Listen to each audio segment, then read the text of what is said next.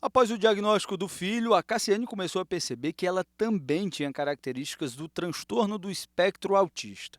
Foi assim que, após 30 anos, a farmacêutica foi diagnosticada. O primeiro ponto foi a questão sensorial, que eu sempre tive assim uma sensibilidade muito grande.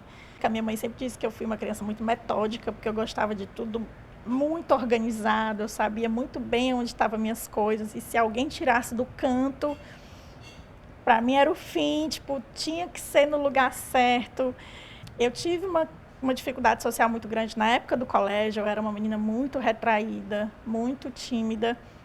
Dificuldade na comunicação, alteração de comportamento, apego às rotinas, comunicação por gestos ao invés de palavras. Esses e outros podem ser sinais de autismo, que muitas vezes são ignorados pelos pais durante a infância dos filhos. Foi quando eu comecei a ouvir outros autistas adultos, né? Na época da pandemia, que tinha muita live, então eu assistia e me identificava demais com a fala deles, assim, com a forma como eles viveram até o diagnóstico. Para o melhor desenvolvimento, o diagnóstico do TEA, o transtorno do espectro autista, precisa ser feito na primeira infância. Assim, as chances de uma vida melhor são bem maiores.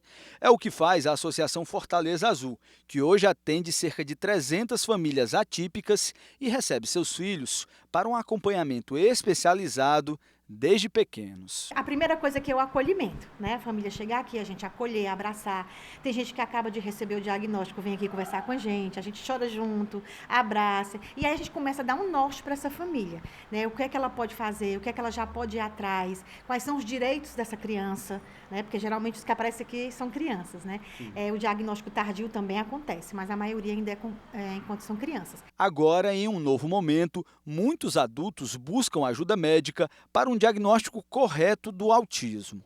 Pensando nisso, o Hospital de Saúde Mental da Messejana, equipamento da Secretaria da Saúde do Estado, criou um ambulatório para as pessoas autistas na fase adulta. É um projeto pioneiro e com atendimento gratuito. Nós percebemos com isso que existe uma brecha na nossa rede. Nós não tínhamos, antes da criação deste ambulatório, nenhum local que essas pessoas pudessem ser atendidas. Então, baseado nessa necessidade de diagnósticos, na ausência de ambulatórios pré-existentes, nós lançamos essa proposta. O ambulatório aqui do Hospital de Saúde Mental de Messejana tem como principal objetivo dar o diagnóstico correto sobre o transtorno do espectro autista para pessoas adultas, bem como acompanhá-las por um ano com uma equipe multidisciplinar. São pessoas que não receberam o seu diagnóstico na infância, então estão chegando aí na fase adulta com muitas dificuldades, sem conseguir, né, se relacionar, sem conseguir emprego e sem entender exatamente o porquê, o que está acontecendo. Então, o nosso ambulatório ele vem para ajudar isso, né, para tratar as comorbidades que possam aparecer e ajudar eles a desenvolver essas habilidades sociais. Para quem busca um diagnóstico correto sobre o transtorno do espectro autista na fase adulta, o ambulatório é o lugar certo. Faz a diferença, como na vida da Cassiane, autista e mãe de 2 crianças autistas. Hoje, ela fala sobre o assunto nas redes sociais, já escreveu um livro de relevante sucesso e está preparando o segundo. E nada disso seria possível sem um diagnóstico. As pessoas escondem o diagnóstico com medo do preconceito, com medo do que vão passar, porque se tem uma visão muito deturpada de autismo.